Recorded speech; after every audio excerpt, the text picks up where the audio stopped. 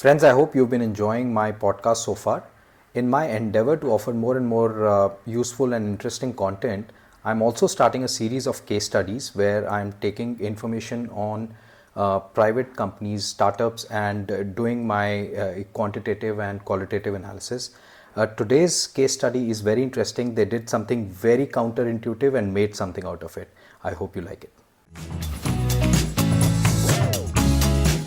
If I told you that there was a startup that went to Shark Tank and asked for a 9 crore valuation, it was offered 12 crore valuation, but it ended up taking another deal which valued the company at only 6.66 crore valuation. Now, what would happen to a startup like that, and why did they take a decision like this? That's an interesting story. The startup I'm talking about is called Skippi. So let me run you through this startup and let me tell you a few things about what happened with this startup until Shark Tank, right after Shark Tank, and thereafter. Now, why this company stands out? The first reason it stands out is because this was the very first company that received investment from all the sharks. And obviously, why this company is interesting is because it accepted an offer that valued the company at much lower than what they were asking for. So let's dive deep into a case study on Skippi. I am your host Gagan Girotra, and this channel is Stud Farmer. Now, before I take you through this case study, there's a small disclaimer that I need to make right now. First of all, this is not a financial advice. Whatever I'm going to tell you is purely for academic purposes. The information I've gathered is from the internet sources, from the Shark Tank episode where this company figured. There are certain founder interviews that I've gone through, and there's a company's information memo that I have access to, and it's a public document. I've listed down all these links in the description below, and you can take a look at these documents. And all my analysis is based on whatever information there is out there. So let's get deep into let's get started with Skippi. So let's talk about the co-founders first. Co-founders are Ravi Kabra and Anuja Kabra. They are a husband-wife co-founder duo. Ravi had 17 years of experience in foods and beverages, and he also has a previous startup to his credit.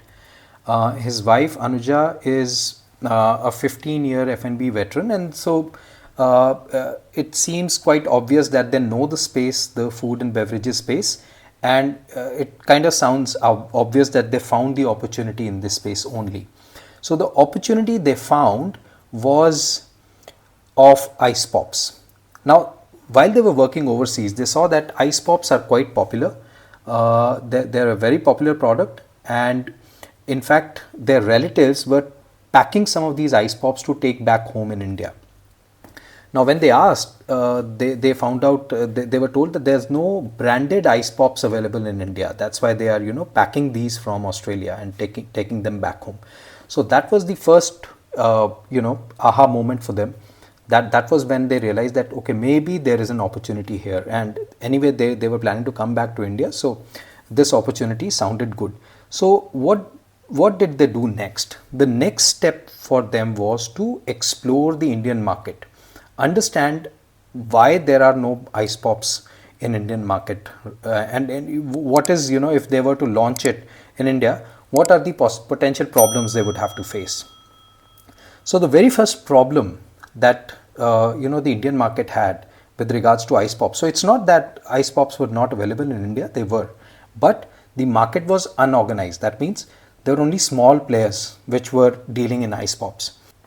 The next problem with the Indian market, now with actually any unorganized market, is that the quality that is offered is not very high.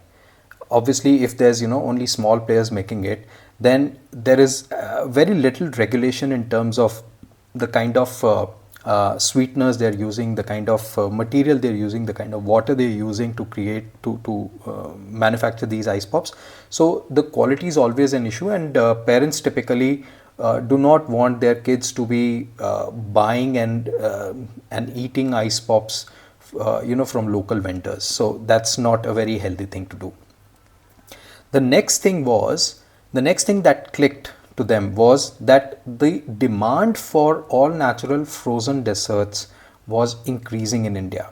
So you see frozen yogurts, you see ice creams, all of these. India is a tropical country, obviously, and all kinds of frozen desserts are quite high in demand. But with the population getting more and more health conscious, people are seeking all natural options also.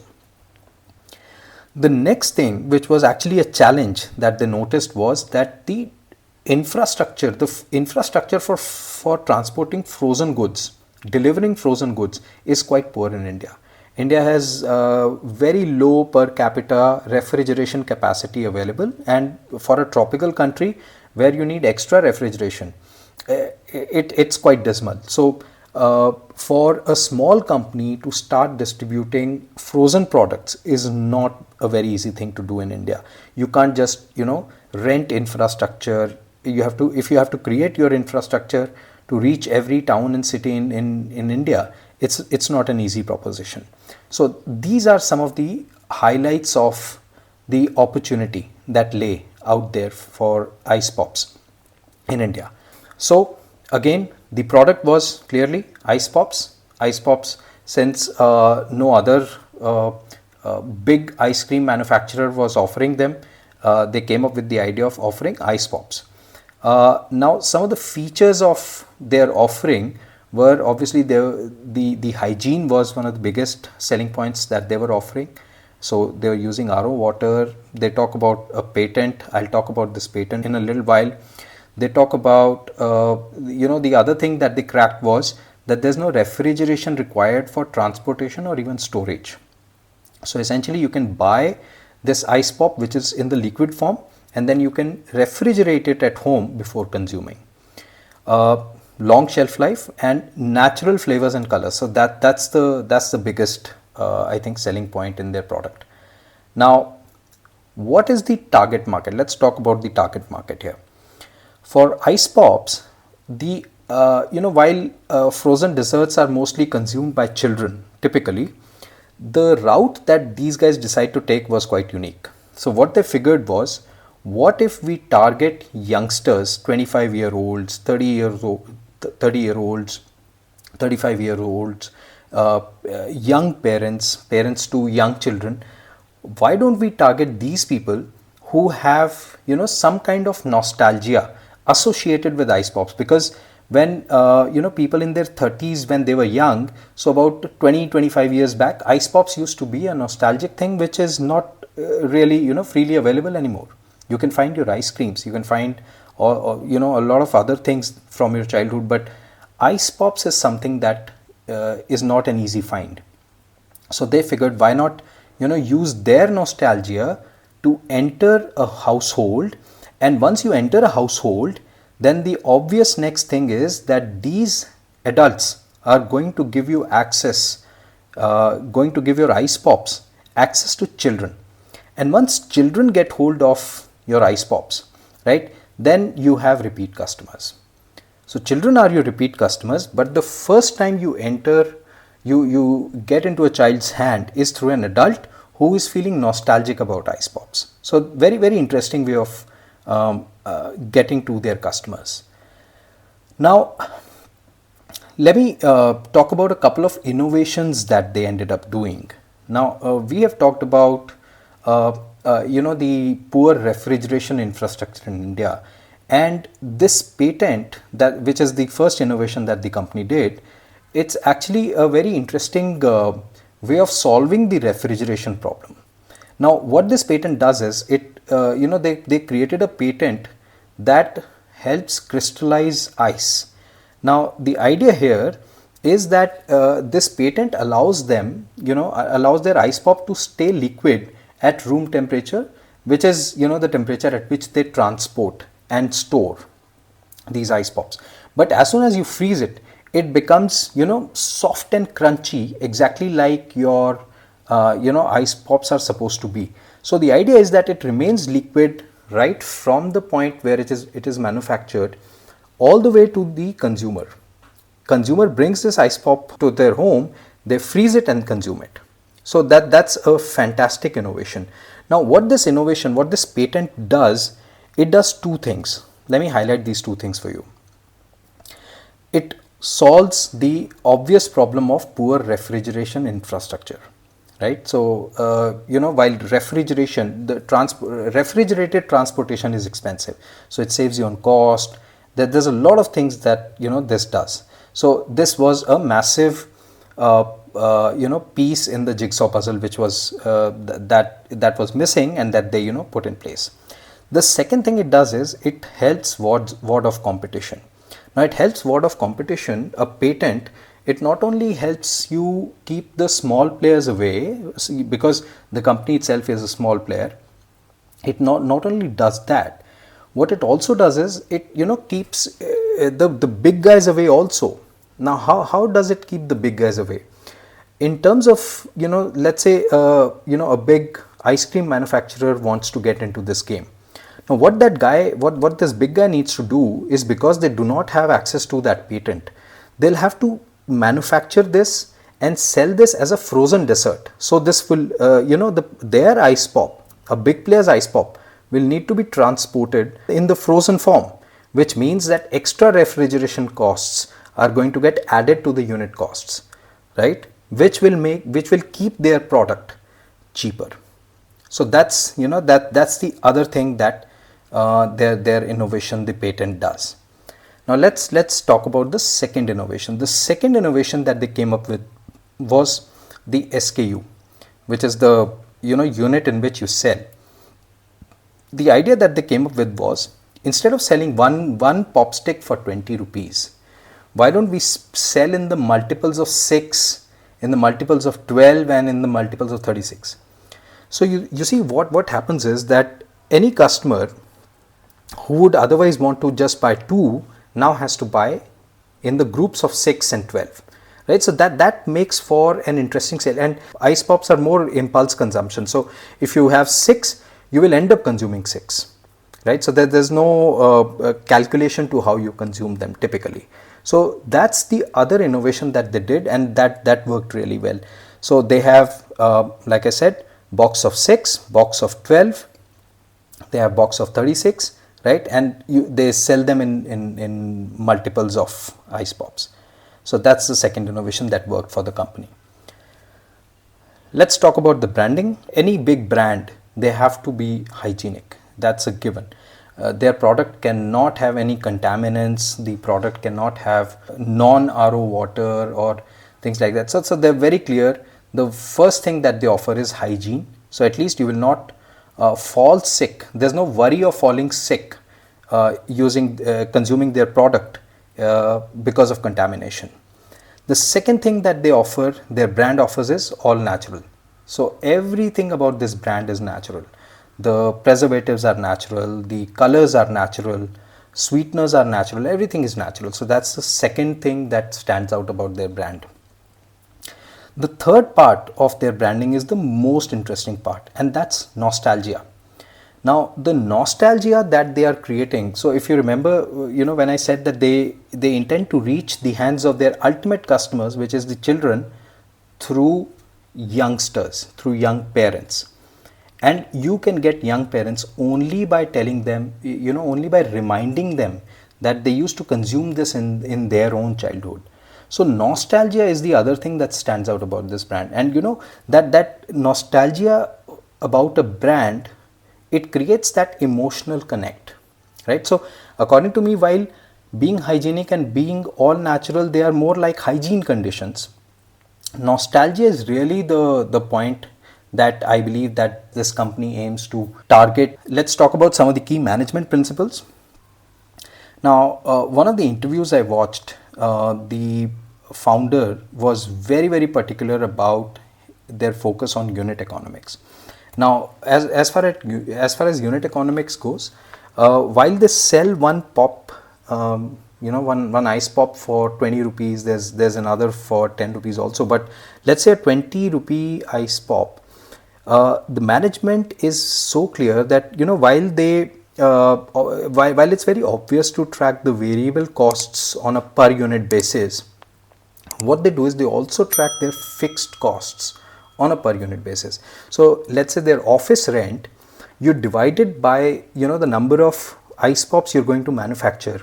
That cost also gets added that the management considers while making their decisions. So variable costs are easy to add into the unit economics, but it's the fixed cost which is the difficult part, but the management does that. Now what that does, while it's difficult, what that does is it helps in not only managing costs but also estimating costs. So they would know that if we have to add on 10 new employees, how much per unit cost is it going to add to my overall costs. It helps in quantitative decision making. So so now all the operational decisions you're making, they're not intuition based. Now they're all backed by hard numbers, which is a great thing. The next thing is focus on unit cost. It does one very big, it solves a very big problem for you, and that is it helps you with sustainable growth. Now when you're managing and estimating costs very accurately, you're on a path to grow sustainably, which means that obviously most companies need external capital to grow. But what if there is no external capital? What if there is a funding winter? That's a term used when people are not getting enough VC funding or angel funding. So during those years, it's only your company's own profitability and cash flows which are going to help survive, right? So management based on unit costs, especially for manufacturing units, it's very, very important, and that's what management says that they do. So that's the great thing about how this company is being managed. Now we're talking about unit economics. Let's go through the unit economics of Skippi. So what Skippi says is their cost of manufacturing is 4.2 rupees per unit, right? So the unit which is the ice pop which is sold for 20 rupees, it actually costs 4.2 rupees to manufacture it. On top of this 4.2 rupees, right, Skippi, the company sells it for 11.4 rupees to the stockists and the wholesalers, right? So actually this 11.4 is the magic number for the company, because the revenues that the company makes is the number of ice pops multiplied by 11.4. It's not multiplied by 20, because the amount between 11.4 and 20 is what the wholesaler and the retailer and the stockist they make. So when they sell it to the stockist or wholesaler for 11.4 rupees, it's actually the 7.2 rupees. That's the gross margin of the company. Now just to be clear, this gross margin, it pays for the fixed costs. 4.2 is the variable cost. The 7.2 rupees, they have to extract these their fixed costs from these 7.2 rupees. Now for any company starting out, their fixed costs are typically not covered in the gross margin, right? So typically they're loss making, and that's why they need external capital to grow. But what the company would be hoping to do is to reduce their fixed cost ultimately on a per unit basis, so that they start making a profit by selling this at 11.4 rupees. Now the pop, it sells for 20 rupee. Now the 8.6 rupees on top of the 11.4 rupees is what the wholesaler and the stockist and the retailer, these guys split among themselves, and that number really is not our concern. We have to be concerned by the 11.4 and the 4.2, right? So what this really means, the 11.4 and 4.2, what this really means is that company is profitable at operational level and they have a great gross margin.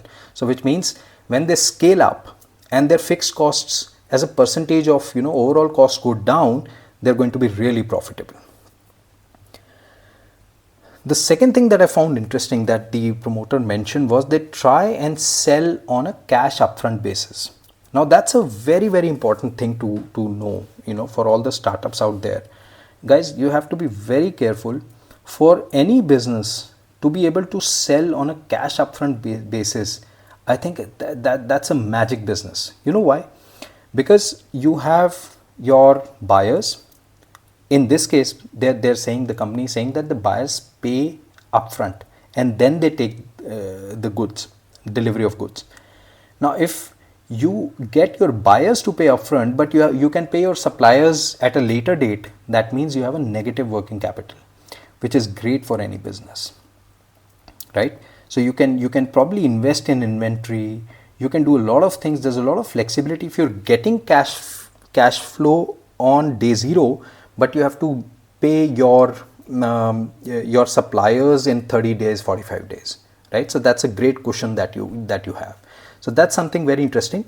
I don't know, when they grow, how much of this cash upfront basis they'll be able to sustain. I think cash upfront basis is also a factor of how much competition you have. So once the competitors jump in, maybe this cash upfront basis may not work as well. But as of now, the founders say that they take cash upfront. So that's a great thing. In 2023, they launched 3 new products. One is they added desi flavors. Desi flavors to their spectrum of flavors that were already there. Desi flavors like, kala khatta, the traditional, the nostalgic flavors, so to speak. So that's what they added in June 2023. The next product that they added was corn sticks. Now, corn sticks is, I think they're the first company to launch corn sticks in India. Corn sticks are not a traditional or a nostalgic product, so to speak, but then they want to venture into snack business also. So they've launched corn sticks, and the third product they launched last year, 2023, is cream rolls. So these are the range of products or new SKUs that they launched in 2023. So technically this should be good for growth, right? But we'll see what happens in the next few minutes. Now, so far I've given you the basics of what has happened with the company, how the company kind of started, what was the originating idea, the branding, the patent, the innovations that they're using to sell. Now let's get to the valuation bit and the Shark Tank part of the investment, which is really the interesting bit. In the Shark Tank episode, this company, the founders, they asked for a 45 lakh rupee investment, and they offered 5% of the company in return. Okay, now 45 lakh investment for 5 rupees, it values the company at 9 crores. Okay, so if you divide 45 lakhs by 5%, by 0.05, you get a value of 9 crores. So what does what is the valuation logic? How do you arrive at the 9 crore number? Let me give you some of my analysis on this. So when they arrived at Shark Tank, the monthly sales in the month just before they presented to Shark Tank was 7.5 lakhs, right? So now how does the investor value your company? So if your previous month, because obviously for a startup you cannot have profit after tax as a basis of valuation, because traditionally startup companies are loss making. So investors, the promoters, they try to value a company based on the possibility of future profits based on current revenues. Okay, so if they were making 7.5 lakhs the previous month, you multiplied by 12 months to arrive at what the annual sales could be. Okay, so if you keep hitting that number 7.5 lakhs year on year for the next 12 months, you'll do a 90 lakh annualized sales. Now 90 lakhs multiplied by a factor of 10, right? 10 is the valuation multiple here, the revenue multiple. Okay, so you multiply it by 10 to arrive at the 9 crore. So I believe this is the logic that the founders offered, and possibly this is the logic that the Shark Tank investors also took into account to value the company at 9 crore rupees. Now 10 as a multiple, it's fairly high, but it is justified because the company says that they have a patent. Now patent can protect your business, right? So for a company to have patent and for a company to have successfully sold their product, right? So they're also selling and they have a patent, which is the protection against against any other competitors coming in. I think the 10 is a very justified multiple. So 90 lakhs times 10 brings the value to 9 crore, and the 9 crore valuation is what the investors were offered by the founders. Now let's see what happens. Now when they made this offer, there were quite a few offers, counter offers, which came from sharks, which came from different combinations of sharks. Somebody offered them a loan, there were 2 or 3 people who joined together and then they made the offer. So there were quite a few offers which were getting made. But let me talk about specifically 2 counter offers, okay? Because others are not really relevant. Others were not even discussed. So the offer made by a couple of sharks, one of the offers offered them a better valuation, a valuation higher than 9 crore. Okay. Now what the counter offer was from sharks, because there was a competition now between sharks. All the sharks liked the product. So they were trying to outbid each other. So one offer which came was for 60 lakhs for the same 5%, right? So now if you divide 60 lakhs by 5%, you get 12 crores. So a couple of sharks, they offered to buy the 5% stake for a higher cash number, right? So this is the offer that valued the company at 12 crores, not 9 crores as the founders were asking. But there was a lot of discussion and a lot of to and fro.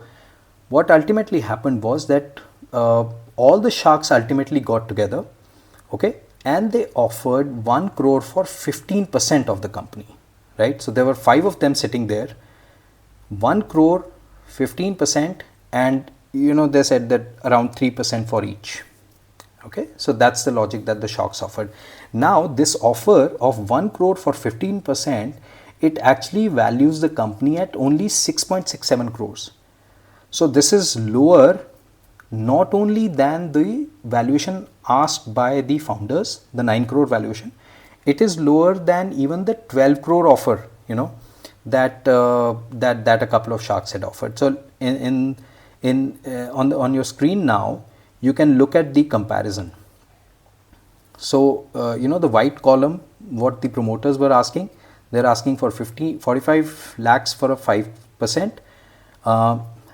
Their 95%, the founders 95% on a 9 crore valuation would have valued their stake at 8.55 crores.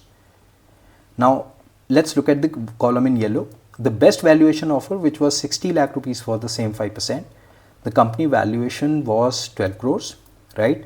And the founders 95% would have been valued at 11.4 crores. So 12 crores minus 60 lakhs, right? So this was financially the best offer that they received. Now look at what all the sharks offered, right? The all shark offer, that 1 crore for 15%, it valued the company at 6.67 crores only, and now the founders would be left with only 85%, because 100% minus 15% now goes to the sharks, and 85%, now that 85% is worth 6.67 minus 1 crore, which is 5.67 crores. So mathematically, which offer do you take? Between the yellow and the blue one, which offer do you take? Anybody would tell you that mathematically you're supposed to take the yellow offer. But what did the founders do? The founders took the all sharks offer. They were okay to accept the offer which valued their stake in the company at only 5.67%. Now that's very counterintuitive, very, very counterintuitive. But what do you get in return? You get 5 sharks. Their current deck shows that they have Piyush Bansal also. Piyush was not present at the time of Shark Tank. So Piyush probably came in later. So not 5. So it's 6 sharks now who are on their, who are their investors. Now, the loss, that they took was between 11.4 crores, the best value offer, founder's valuation 11.4 crore minus all sharks offer, founder valuation 5.67 crores. The loss that they took, just by not taking the most lucrative offer was 5.73 crores in, the shares that they owned in their company, right? But was it all loss? No. What did they gain? They gained, obviously, an extra 40 lakhs for a startup. Any amount of cash in the business is gold, right? So to be asking 45 lakhs, now they are getting, they were offered 60 lakhs, but now over 60 they're getting an additional 40 lakhs. So it's actually 40 lakhs extra cash that they're getting. Obviously they're getting great advisory value. So from 2 sharks, now they have 6 to be advising them. So that's great value. If you look at the profiles of all these guys who are their investors, it's superb. And it gave them a lot of publicity. Now, what publicity am I talking about? Skippi became the first company to get all the sharks to invest in their business, right? So that was historic publicity. There's a lot of noise that got created. All the fans of Shark Tank India, suddenly, they recognize Skippi as the company, to know more about. And what happens? This is very interesting. So before Shark Tank, the company is doing 7.5 lakh rupees in monthly sales. Founders, they expected a 9 crore valuation, and the founders 95%, it would have been worth 8.55 crores. I've already talked about this in the previous slides. Okay. Then on 27th December 2021, the Shark Tank episode featuring Skippi, it got aired, right? That got aired, and the entire Indian viewership found out about this company. Maybe there's very few people who knew about the company. Now the entire India knows about them, not only as a company, they are sold on the product. They also understand the product because they've spent 20 minutes watching about the product. What happens on 28th? There are 3,000 sales calls that the company receives. Can you imagine? 3,000. Company was not even prepared for this blast of sales calls. Company had only 3 customer care executives, right? So they could not even take all the calls. But look at the sudden demand, the sudden outburst of demand in their product because of the publicity stunt that they pulled. So for 3,000 calls, obviously most of them would have gotten converted, right? What happens? Within 5 or 6 months, by May 2022, they are doing monthly sales of 2 crore rupees. So imagine, from 7.5 lakhs to 2 crore. Now if I do the same multiple, right, if I do the same valuation logic, their new valuation is not 6.67 crores anymore. It's 240 crores, right? You multiply 2 crore by 12 months to arrive at annualized rate of 24 crores. You multiply it by the multiple 10 and you arrive at 240 crores. Now the 85% stake of a 240 crore company is worth 204 crores. So now if you do the math, so the promoter's share, which was only 5.57 crores, valued 5.67 crores or something after the deal that they took, suddenly that stake is over 200 crores. So now look at the risk that the promoters took and how it paid off. The risk that the promoters took was they took a hit on their investment on 27th December. But by May of next year, within 6 months, they had made an extra notional 200 crores in valuation. So their risk paid off, right? So that's the beauty of taking risk. When it pays off, it looks great. Had it not paid off, obviously we would, be singing a different tune right now. But what has happened since May 2022? Now I showed you that they've come up with several new products. They've created new categories for themselves. They have added 2 more manufacturing facilities to the one that they already had.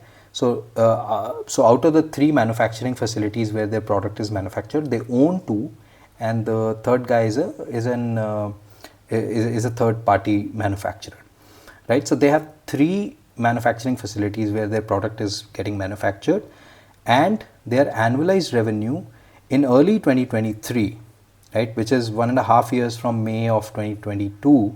I'm sorry, it should be 2024 actually. So for 1.5 years, they're still doing 2 crores monthly. Now this is the worrying part, okay?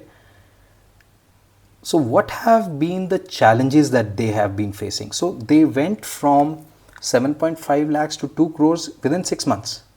And then, they are reporting that early 2024, their monthly revenues are still at 2 crores. So what are the challenges that they have faced? Now, according to the information memo, they talk about a few challenges, but the story is, there for you to see.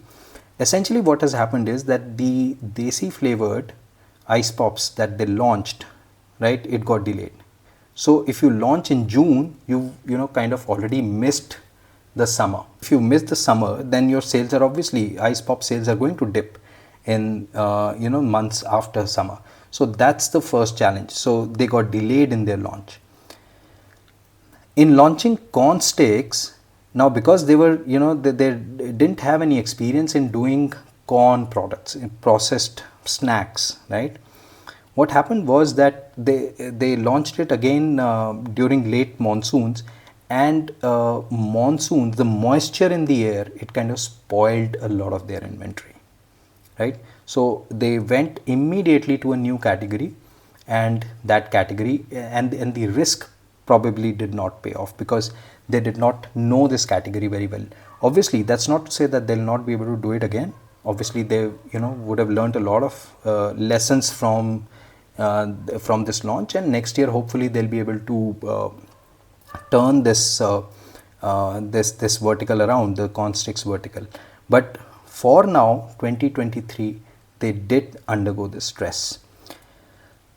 Third problem with cream rolls, while the product is great, the company says that the product has received a great reception from potential customers.